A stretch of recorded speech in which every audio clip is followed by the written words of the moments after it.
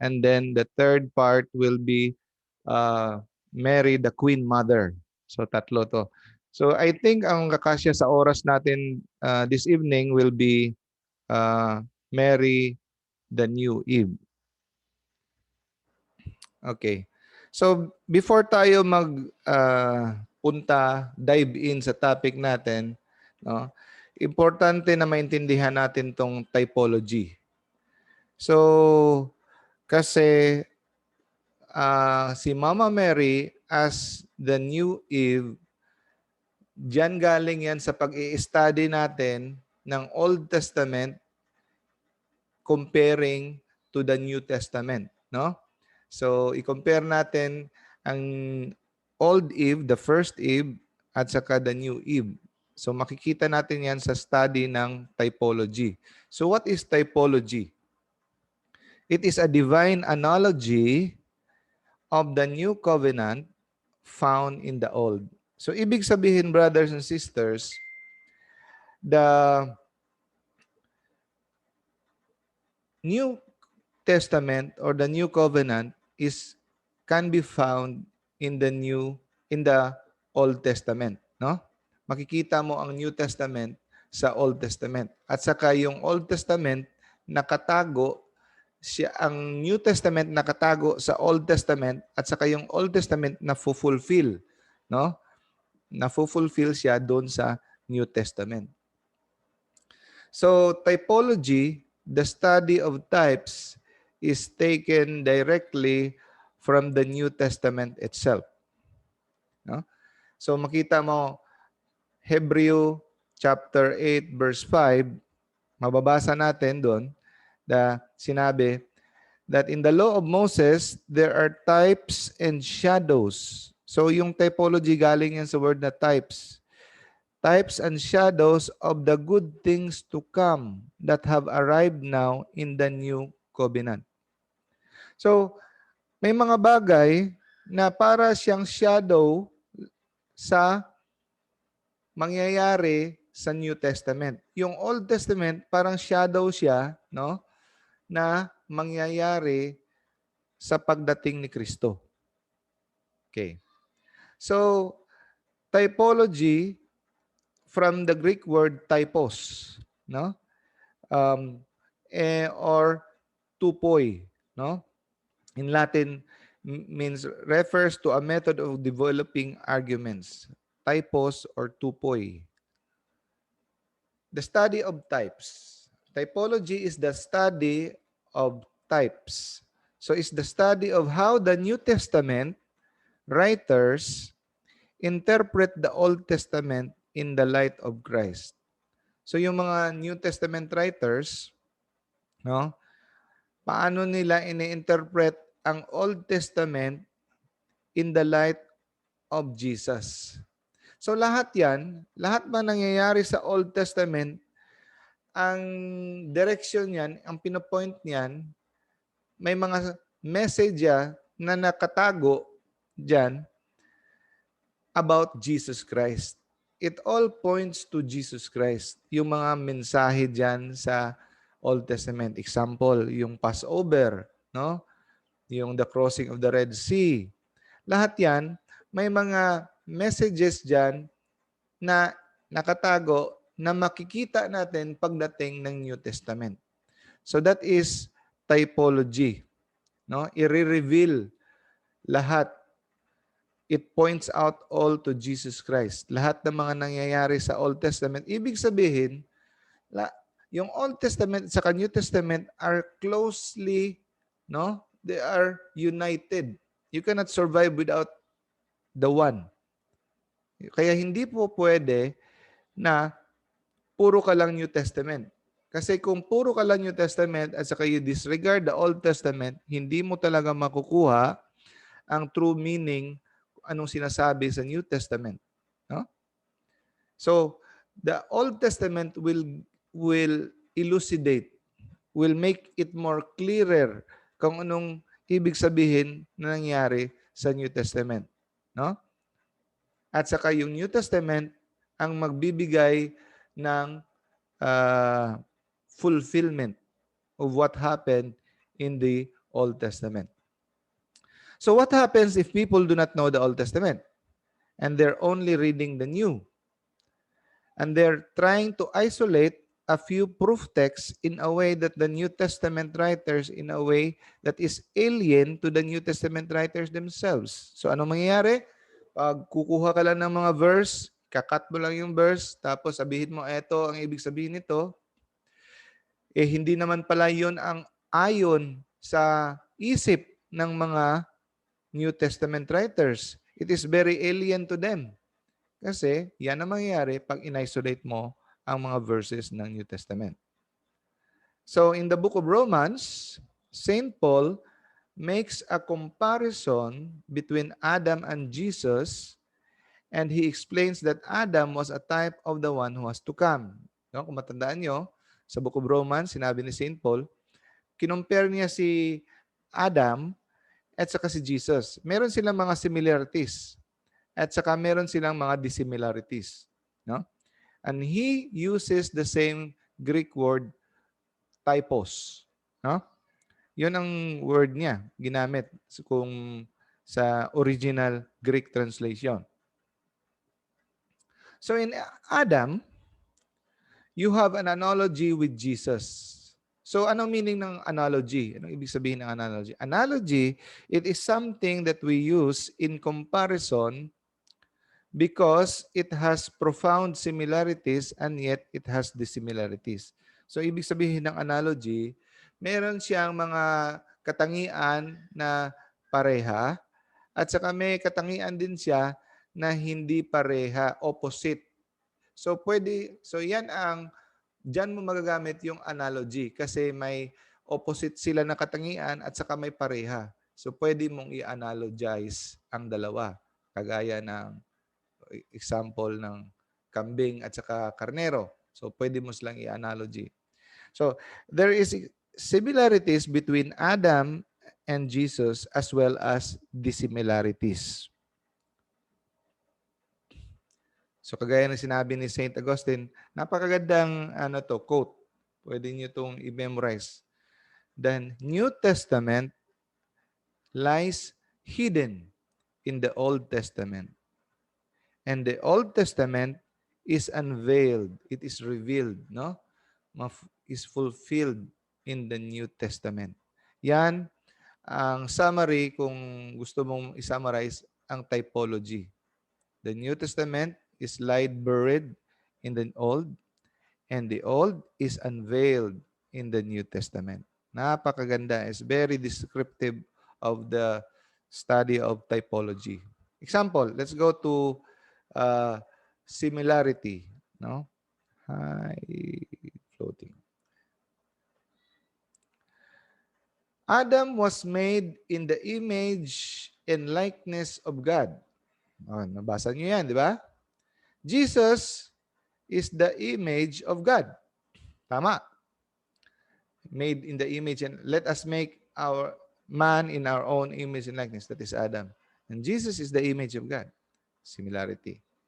Adam was given dominion as the king of creation. Di ba? Sinabihan siya na you are given dominion sa mga animals. Di ba? Lahat ng crawling creatures. Jesus is the King of Kings. Tama rin. Adam was created sinless. Yan yung nakakalimutan natin minsan, no?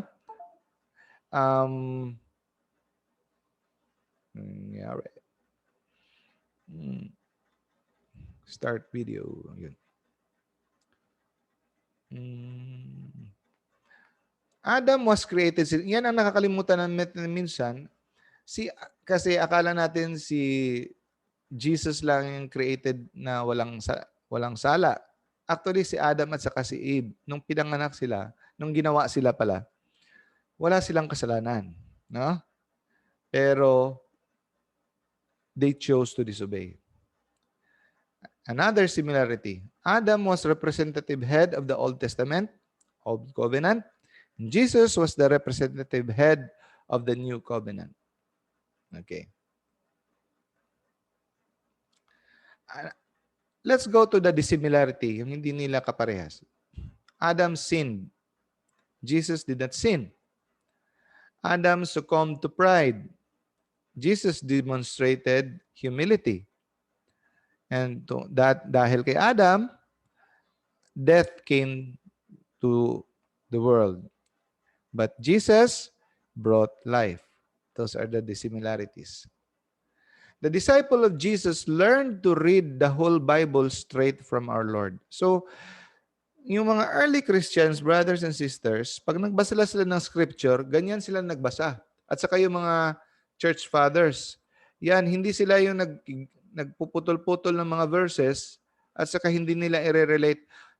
Yung early Christians, mga disciples of Jesus, pag nagbasa sila ng Old Testament, they always relate it to the New Testament.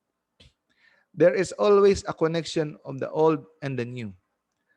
Para hindi ka mawala, hindi ka maligaw sa interpretation, ganon parate. Connect it to the Old and the New. They learn it from Jesus himself. That's how you interpret Scripture. So it is very dangerous way to approach the Bible to look for a few isolated proof texts in the New Testament while disregarding the Old Testament. No?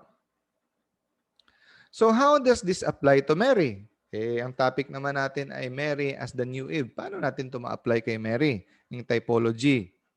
So, yan. So if Jesus is the new Adam, na prove na natin that Jesus is the new Adam. No? Doon sa Romans, sinabi, he is the new Adam. So, kung si Jesus ang new Adam, then it naturally follows that Mary is the new Eve. Di ba? If Jesus is the new Moses, parati kasi, di ba?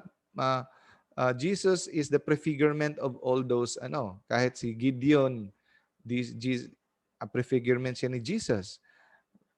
Si Samson, prefigurement ni Jesus. Lahat yan, prefigurement. Mga katangian lahat nila, may katangian kay Jesus. If Jesus is the new Moses, then Mary is the ark of the new covenant.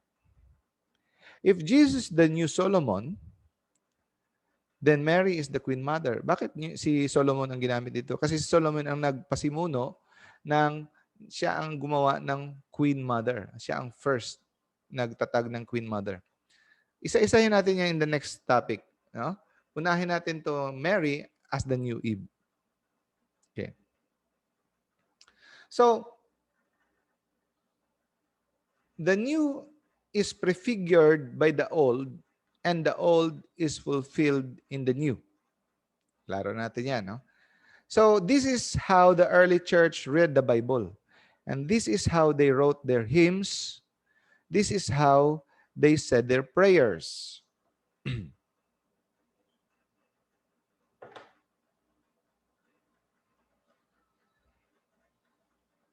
Saint Justin Martyr is the first Christian author to place the Eve-Mary parallelism alongside that of Adam Christ. No? So sa lahat ng mga church fathers, si Saint Justin Martyr, nung nag-dialogue siya kay Trypho between 155 AD to 167 AD. Sa kanya yung first ever recorded na writing about hinahambing ni si Mama Mary kay Eve, no? So babalikan natin yan mamaya yung sinabi ni Saint Justin Martyr kasi madadaanan natin yan mamaya. Asa kasi Saint Irenaeus, as early as 2nd century, who studied under Saint Polycarp. Si Saint Irenaeus, estudyante ni Saint Polycarp. At saka si Saint Polycarp, isang church father, is direct student of Saint John the Apostle. Kaya diyan, pag wala kang church father, kaya sa sinasabi ko, pag wala kang church father, maliligaw ka talaga sa interpretation kasi ang mga church father ay direct students ng mga Bible writers, ng mga apostoles mismo.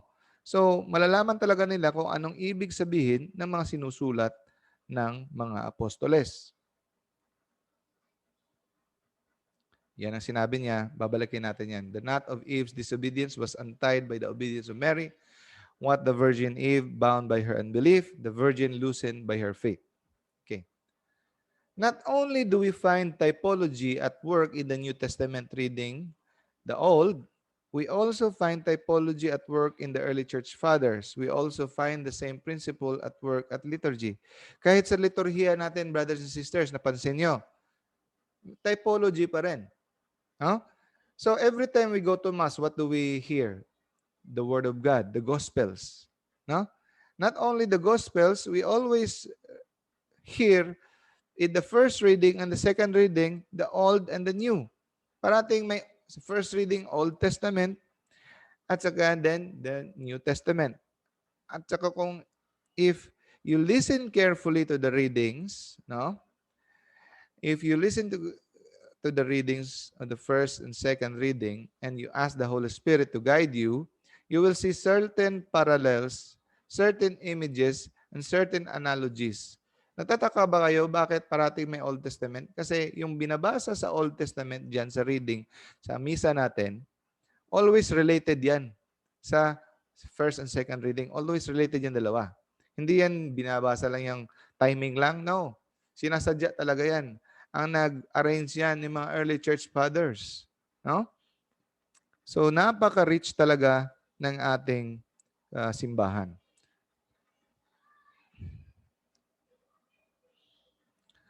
So, why? No? Bakit? Bakit ganyan ang arrangement? Because that is how the mother church teaches teaches her children on how to read the Bible. So tinuturuan tayo ng ating mother church on how to read the Bible. Always relate the old and the new. Thanks be to God, hindi natin kailangang ubusin yung oras natin kasi may mga trabaho naman na tayo. Hindi na natin magugugol lahat yung mga mauubos ang oras natin kasi wala na tayong gagawin. Magbabasa na tayo. Hindi naman tayo lahat gifted. And then wala naman tayong lahat ng oras i-compare yung old and new. Thanks be to God we have the church. All we have to do is to trust the church. Nung ginagawa ng ibang mga sekta, they don't trust the church. They don't trust themselves. Kaya kanya-kanya silang basa ng Bible at saka hindi talaga nila ma-memorize lahat, ma-connect lahat. So that's why they keep on um, um, walay tingog. Okay. Walay tingog daw. Ngayon, naririnig ba ako? Yung audio ko? Yes, Doc. Loud and Okay. clear. Kanina pa. Okay. Salamat, Yes, salamat. Doc. Loud and clear, Doc. Delikado ba kan sa parati ako ano dito tapos wala pala akong audio. Okay, thank you, thank you. Because that is how the mother church, okay? Without knowing this, is just like a mailman who thinks he knows everyone in the neighborhood. So, pag hindi mo alam ang connection ng Old Testament sa New Testament, para kang mailman na nagde-deliver ng sulat kasi ilang taon ka na nagde-deliver ng sulat, akala mo, alam mo na lahat ng mga neighborhood. Alam mo na. Pero ang hindi mo alam, hanggang address lang pala ang alam mo. No? Hanggang address lang pala. Pangalan ng mga address ng pinapadala mong sulat. Pero hindi mo talaga kilala kung sino yung mga taong yon. Hindi mo kilala yung anong pagkatao ng mga nakatira doon. Kung anong mga favorite color nila. Hindi mo talaga sila kilala as a person. All you know is the address of that person at saka sino nakatira doon. Hanggang doon lang. Yun din ang mangyayari sa ibang mga sekta. They think they know the Bible, pero in the surface lang. If you don't understand really the connection of the old to the new. So the liturgy gives us the layout of the whole Old Testament and the New Testament together. So napakaganda kahit sa liturgy pa lang natin, you will learn a lot if you give a lot of attention to it. Okay, let's now go dive to it. First book of the Bible, Genesis, is very related to the book of John. 1 John chapter 1. Ano mababasa mo? In the beginning was the Word, and the Word was with God, and the Word was God. Genesis chapter 1 verse 1. Anong mapapansin nyo? In the beginning, God created the heavens and the earth. Pansin nyo, in the beginning, in John chapter 1, in the beginning, Genesis, in the beginning. No? Puros in the beginning. Meron, ano ba to? Coincidence? No. No? Sabihin natin yan, bakit hindi coincidence? Sa Genesis, there is the first creation. No? The first creation when God created heavens and the earth. No? But that creation, but there is also a new creation. Alam niyo ba 'yon? May new creation. Hindi lang yung first creation. Mababasa natin yan sa Galatians chapter 6 verse 15. Neither circumcision nor uncircumcision means anything. What counts is the new creation. Doon mo mababasa yung word na new creation sa Galatians chapter 6 verse 15. Therefore, if anyone is in Christ, the new creation has come. The old has gone, and the new is here. 2 Corinthians chapter 5, verse 17. So, how did the first creation begin? Paano yung first creation nagsimula? So, yun. In the beginning. Huh? So, the first verse of the Bible, Genesis chapter 1, verse 1, and the first verse of John have a similar beginning.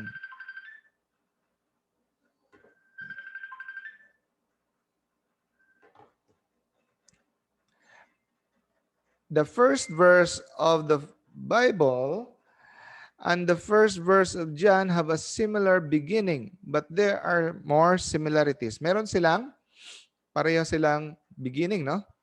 Okay. Yun.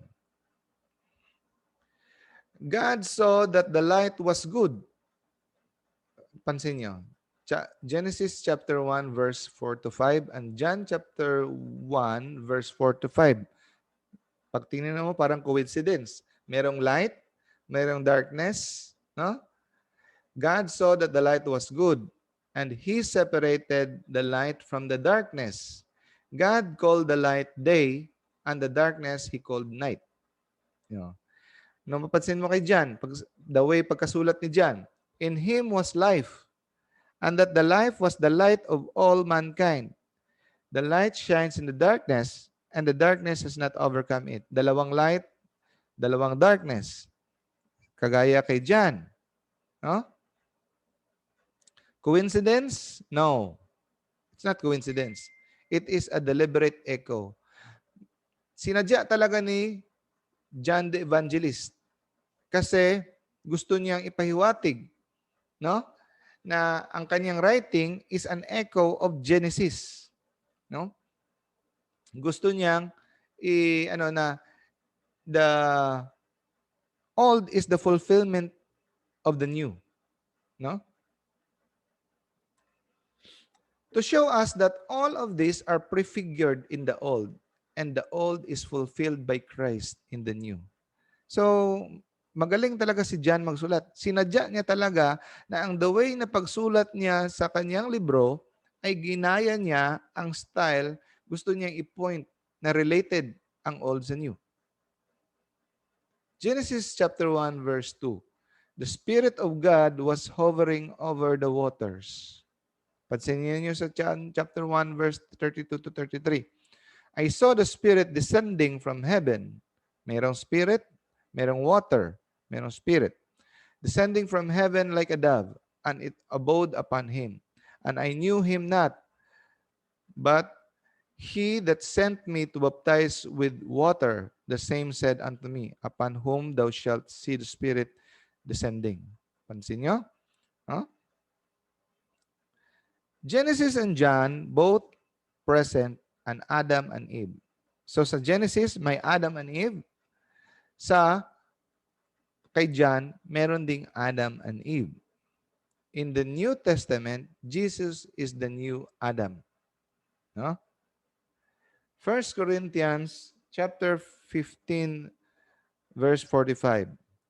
So it is written, the first man, Adam, became a living being. Hmm? Corinthians na yan. New Testament na yan. The first man, Adam, became a living being. The last Adam, that is Jesus, a life-giving spirit. Romans chapter 5 verse 14. Nevertheless, death reigned from Adam to Moses, even over them that had not sinned after the similitude of Adam's transgression, who is the figure of him that was to come. Kasi itong figure of him that was to come, that is Jesus.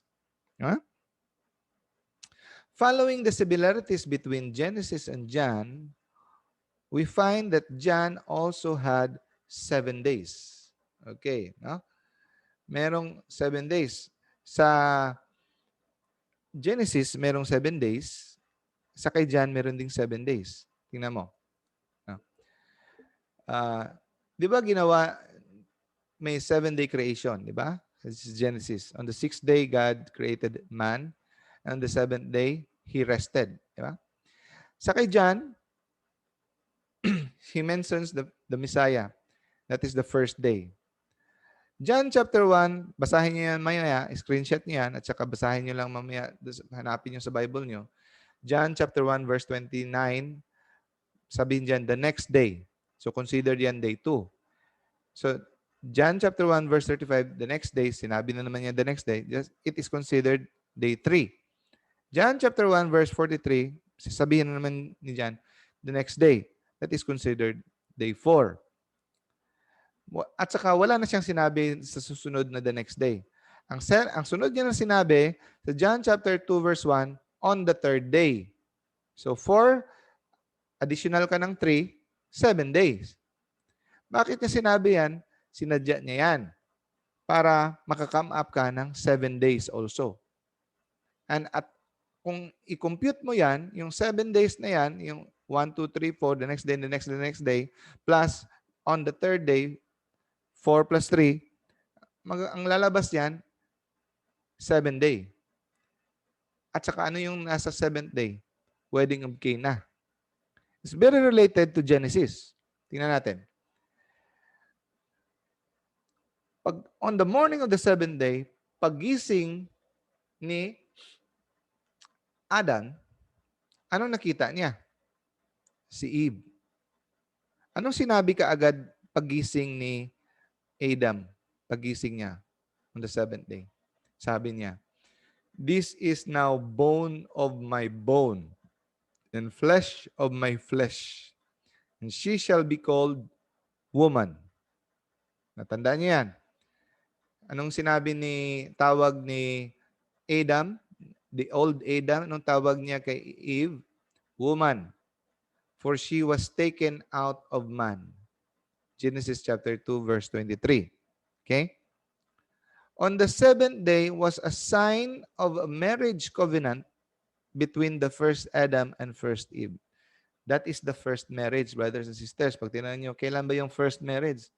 First marriage, 7th day ng creation, is the sign of a marriage covenant between Adam and Eve. Pag sinabing, this is now the bone of my bone, flesh of my flesh, yan ang parating sinasabi ni God pag nag-covenant siya sa Israel. No? You will be I will be your father and I will be your God and you will be my people. No? So that is a sign of a covenant. So, establish natin that the 7th day was a marriage covenant between the first Adam and the first Eve. Marriage covenant. The man said, this is now bone of my bone and flesh of my flesh. Okay, tapos na tayo dyan. Punta tayo sa John chapter 2, verse 3 to 4. The mother of Jesus said to him, di ba, ang wedding of Cana sa pag-describe ni John is the 7th day. So, wedding rin. And sa Genesis, wedding rin yun. Di ba? So, pinapakita talaga ni John na related. And sabi ni Mama Mary to Jesus, "They have no wine." And Jesus said to her, "Woman." Oh, kita mo? Anong tawag ni Adam kay Eve? Woman. Anong tawag ng new Adam sa kay Mary? Woman. Yun, sinadya talaga yan ni Saint John. What does this have to do with me? My hour has not yet come. So, ang hour niya, it could be the first sign of His glory and His last sign. Pouring out His wine, it could be His death. Ano? Notice at the wedding of Cana, napansin niyo brothers and sisters, may kasal na sinabi si Saint John. Kasal. Di ba? Ang daming tao niyan kasal. Di ba? Napansin niyo, walang sinabing ibang pangalan. Weird, di ba? Kasal, daming tao dyan. Pero walang ni-mention kahit isang pangalan. Ang mention lang doon sa kasal, si Mama Mary at saka Jesus lang. Yun lang ang ni-mention ni Saint John. Ano bang ni-mention doon sa seventh day sa Genesis? Adam and Eve lang. So, papakita talaga, may hiwatig. Notice that at the wedding of Cana, no other name was mentioned except Jesus and Mary, the new Adam and the new Eve. Some people mistakenly believe that Jesus somehow offended or rebuked his mother, Mary, when he called her woman. Yon ang pag-iintindi ng mga ibang sekta. Yung mga nagbabasa lang ng Bible na i-cut mo lang yung verse, hindi mo i-relate sa Old Testament. Yan ang mangyayari. Hindi mo makuha yung true meaning. Akala nila, parang insulto, no? For it was not common for a son to call her own mother, that way. Much less when the fourth commandment is to honor your father and mother. So, kung insulto yan, si Jesus ang pinakaunang nagsuway ng fourth commandment. Di ba si Jesus ay sinless, hindi siya pwede magkasala? Kasalanan na yung insultuhin mo yung nanay mo. Di ba? Honor, bakit mo hindi in-honor? So, imposible namang hindi niya i-honor yung mother niya. So, hindi yan insulto. Actually, in Hebrew culture, addressing someone woman was a sign of respect and mutuality. Now, pag nagbasa ka lang ng Bible, 20th century, hindi mo alam ng kultura ng Hebreo, mali talaga interpretation mo. They don't see the true meaning of this, just as Adam called Eve woman. Similarly, kaya ginamit din ni St. John word woman to point out that Mary is the new Eve. No? Further back in those days, to refer to a person as woman was nothing else than a courteous way to address a person. This was a title of respect. Along with the new Adam comes a new Eve. Kasi may bagong Adam, meron din bagong Eve. And along with it comes a new mystical marriage. So, ano yung mystical marriage doon na pinapakita? A mystical covenant. The new covenant. So, ang old mystical marriage, an old mystical covenant ni Adam at saka Eve. And ang pinapakita dito, the new covenant, the new marriage. Yun, kaganda. And on that occasion, on the first sign of his public ministry, the first sign of his to reveal his glory, no, is he turned water into wine. Yan ang pinaka-first na pagpakita ng sign ni Jesus sa kanyang public ministry. And sa pagpakita niya ng kanyang first sign sa public ministry, sinong andon? His mother. And he called her woman. In his first showing of his glory, of his sign.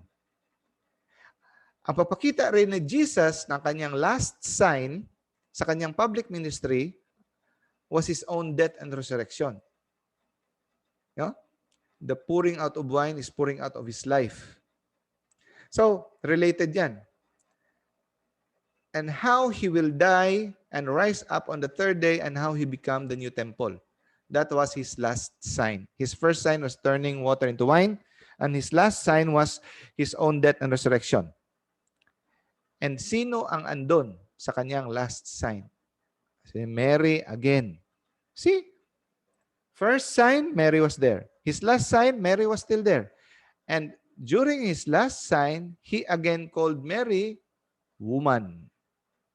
Woman, behold your son. Diba? Sa paanan sa cross. Eve was formed from the flesh of Adam. Diba? Kinuha si Eve from the flesh of Adam. Jesus. And si Jesus naman, paano siya na-form? Kaya kita natin analogy, no? Kabaligtaran na naman to. Si Jesus was taken from the flesh of Mary. So makita niyo dito. Related din ito sa if you try to analyze it, brothers and sisters, makita mo, Eucharistic din ito. Bakit ba, magtataka kayo, bakit ba kailangan nating kainin ang laman ni Jesus? Bakit ba kailangan nating kainin ang laman niya? Bakit ibang paraan? Ganito yan. Sabi ni St. Augustine, He took flesh from the flesh of Mary. Diba? Yung laman ni Mary, kaya nagkatawang tao siya, naging tao siya dahil kinuha niya yung laman ni Mary. And then on this, He walked here in earth on that flesh. And He gave us the same flesh to be eaten and to salvation. Kaya, yun ang rason bakit gusto niyang kainin natin ang kanyang laman.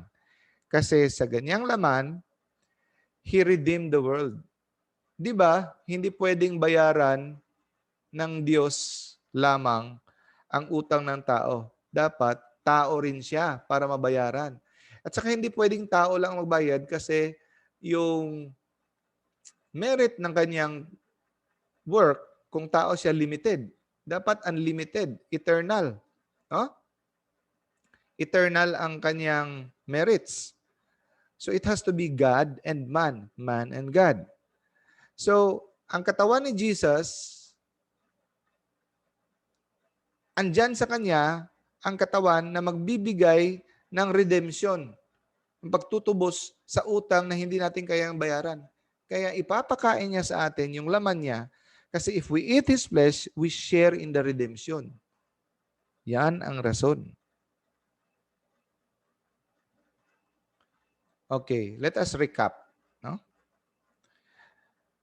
In the beginning, chapter 1, verse 1, sa kay John, in the beginning din, light and darkness, chapter 1, verse 4 to 5, light and darkness din, and the Spirit, chapter 1 din, Spirit and water, 7 days, Adam and Eve, and Adam and Eve. Kita nyo? Yun. Yun ang mga points na may parallel. Okay? Now, let us go to the parallelism between Eve and Mary. Number 1, parallelism. So, nag-communicate si Eve, no, sa isang fallen angel, demonyo, serpent. No? He communicated and she obeyed the fallen angel in Genesis chapter 3, verse 4 to 6. But the new Eve, Mama Mary, communicated with the good angel, Saint Gabriel Archangel, in Luke chapter 1, verse 26 to 38. So, yun. They both communicated to an angel. Yung isa nga lang, fallen angel. Next parallelism. It was Eve who prompted Adam to make his first evil act. Si Eve ang nagtulak kay Adam to make his first evil act. And the new Eve, Mary, is the one na nagtulak kay Jesus to perform his first glorious act. Kita niyo? John chapter 2, verse 11. Number 3, parallelism. By believing a fallen angel, Eve brought sin to the world. And the consequence of sin is death. Dahil sinunod niya ang sabi ng fallen angel, kamatayan ay pumasok sa mundo. Genesis chapter 2 verse 17. And by believing the good angel, Mary brought life into the world. See? Number 4, connection. Adam called Eve woman. And also, Jesus called Mary woman. Yun, on the 7th day. Okay? The consequence of sin, number 5, connection. The consequence of the sin of Adam and Eve is a curse. Jesus and Mary are blessed. Ang consequence ng ginawa ni Jesus and Mary, we are blessed. The consequence of the ginawa ni Adam and Eve, we are cursed. Number 6, Eve is of the flesh of Adam, while Jesus is of the flesh of Mary. Number 7, connection. Eve is the mother of all the living. Genesis chapter 3, verse 20. Mary is the mother of all the disciples of Jesus. John chapter 9, verse 26 to 17. So the early Christians, mga early Christians, brothers and sisters, wala silang kahirap-hirap sa pag-intindi. Parang second knowledge na nila yan. Ito yung sinasabi na the tradition, the sacred tradition of the apostles. No? Ano ba? May chat? Ano ba itong... Okay, sola scriptura. Tama. The early Christians saw the clear relationship between Eve and Mary and see a few of other of their writings. So parang natural na para sa kanila yan. Oo, no? Sa atin, parang big deal. Wow, ganito pala. Pero sa early Christians, natural na lang yan. Nawala na lang yan dahil sa mga pag-intriga ng mga pagpasok ng mga new teachings ng mga protestante. Saint Ambrose of Milan, ito yung mga statements ng mga church fathers, mga writings, documented. Kaya importante talaga ang mga extra-biblical traditions para mag-guide tayo sa interpretation. Saint Ambrose of Milan, year 397, sabi niya, "It was through a man and woman that flesh was cast from paradise. It was through a virgin that flesh was linked to God." Saint Jerome, 420 AD, "Death through Eve, life through Mary." Saint Peter Chrysologus, 450 AD, sabi niya, "Christ was born of a woman, so that just as death came through a woman, so through Mary life might return." Yun. In accordance with this design, Mary, the Virgin, eto na yung sinabi ni Saint Irenaeus na yung dialogue niya kay Juan, na dinaanan natin. No? In accordance with the design, Mary, the Virgin, is found obedient, saying, "Behold, the handmaid of the Lord, be it done to me according to your word." But Eve was disobedient, for she did not obey. As yet, she was a virgin. Pareho silang virgin, pero hindi siya nag-obey. The knot of Eve's disobedience was loosed by the obedience of Mary. For what the virgin Eve had bound fast through unbelief, this did the Virgin Mary set free through faith. Yun. Tsaka ito yung Jesus not only called Mary woman, he also did, hindi lang si Mary ang tinawag niya sa kasaysayan sa Biblia ng woman. May mga tinawag din siyang woman. The woman caught in adultery, the Samaritan woman, the infirm woman, no? And to Mary Magdalene. Tinawag din niyang woman. Pero anong pinagkaiba? Ang pinagkaiba ito. Yung iba, hindi naman niya ito mother. No? These were not the mothers of Jesus. And a son did not call this mother woman. Therefore, we must conclude that this has a special and unique meaning on Mary. No? At saka, hindi naman usually common na tinatawag ng isang anak ang ina na woman. Kaya, nung tinawag niya itong woman, ang kanyang ina, meaning may special and unique na purpose si Jesus. Yun. In the crucifixion, we see it clearly. Because not only is the new Adam present, but also the new Eve. Huh? See, number one, connection doon sa cross. No? Punta na, ito naman to sa crucifixion to. No? In relation. The garden. Di ba sa Genesis may garden? Genesis chapter 2 verse 15. In John chapter 19 verse 41, the crucifixion is also a garden. No? In the place where Jesus was crucified, there was a garden. The first Adam was placed in a garden and in a sense died in the garden. Not physically, but spiritually. Di ba? Adam died spiritually because the moment you eat of this fruit, you will surely die. Di ba? Since the separation of God from man is death. It's spiritual death. Of the tree of the knowledge of good and evil, you shall not eat, for in the day you eat, you shall surely die. So, in a way, Adam died in the garden.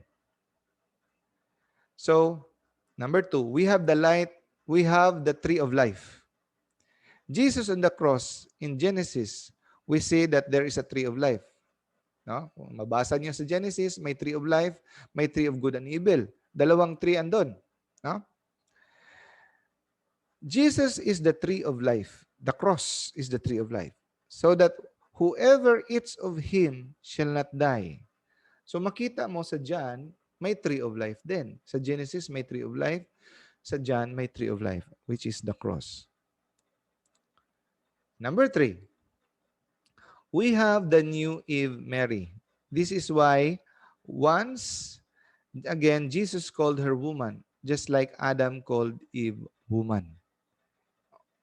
Doon sa kamatayan niya, tinawag niya on his last sign of his glory sa public ministry, andyan na naman si Mama Mary, and tinawag na naman niyang woman. When Jesus saw his mother and the disciple whom he loved standing nearby, he said to his mother, "Woman, behold your son." And then he said to the disciple, "Behold your mother." John chapter 19, verse 26. So this is already an adequate biblical support for Mary's perpetual virginity. No? So isang Lutheran na biblical scholar ang nagsabi nito na ito adequate evidence na ito of the mother's of Mary's perpetual virginity doon sa cross. Bakit? Kasi kung totoong may kapatid talaga si Mama Mary, si Jesus na anak ni Saint Joseph kay Mama Mary, kung totoo talaga may kapatid siya, at saka ibinilin niya si Mama Mary kay Saint John na disciple niya, hindi naman niya kaano-ano, hindi naman niya blood relative, illegal yung ginawa ni Jesus. He would break the law of the Jewish custom. Insulto yan, na ibibilin mo yung ina mo sa ibang tao na may kapatid ka naman. It just shows na wala talaga siyang kapatid. Kasi yung ginawa niya, kung totoong meron siyang kapatid, illegal. So it just proves, yung sinabi niya sa Bible na brothers and sisters are his close kinsmen, his cousins, not siblings, not brothers and sisters. No? And from that hour, anong ginawa ni Saint John the Beloved?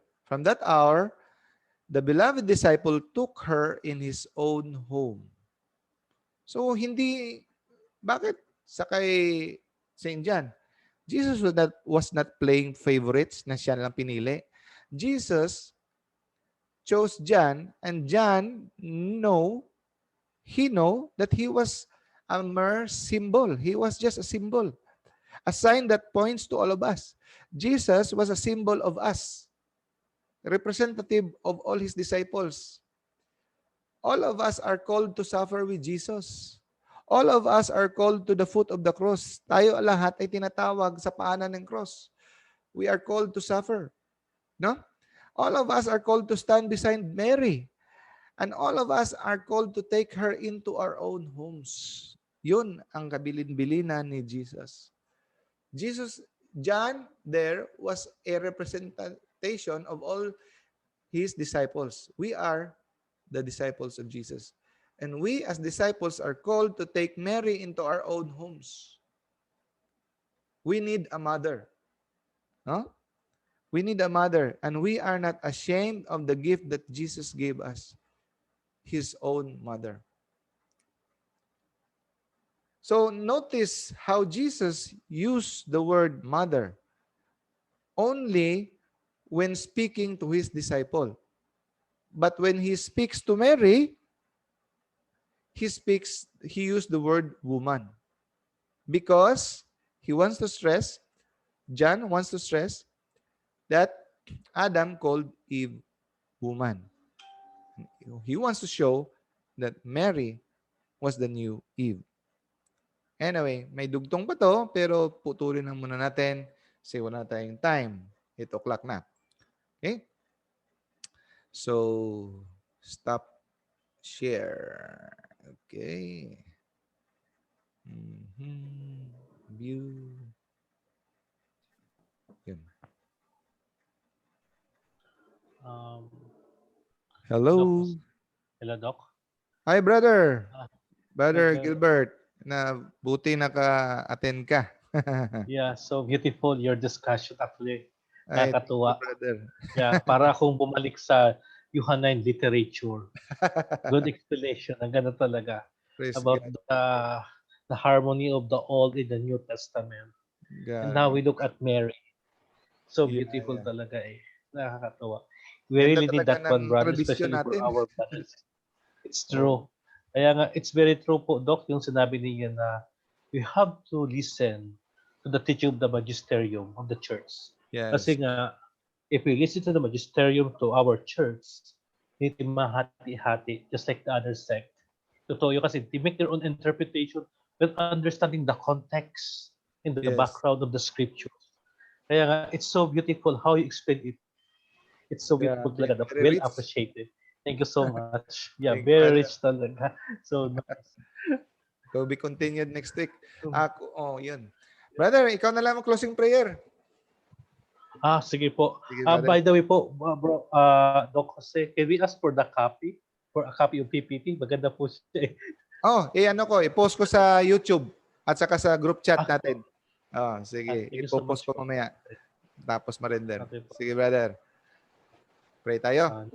Okay po. Let us put ourselves for the presence of the Lord. Also, let us pray in the name of the Father, and of the Son, and of the Holy Spirit. Amen. Amen. Lord, we thank you for this wonderful evening. Thank you very much for the sharing of Doc Jose. May the wisdom of God will continuously enrich our soul and be an instrument of Him to become a true protector and evangelizer of the Scriptures.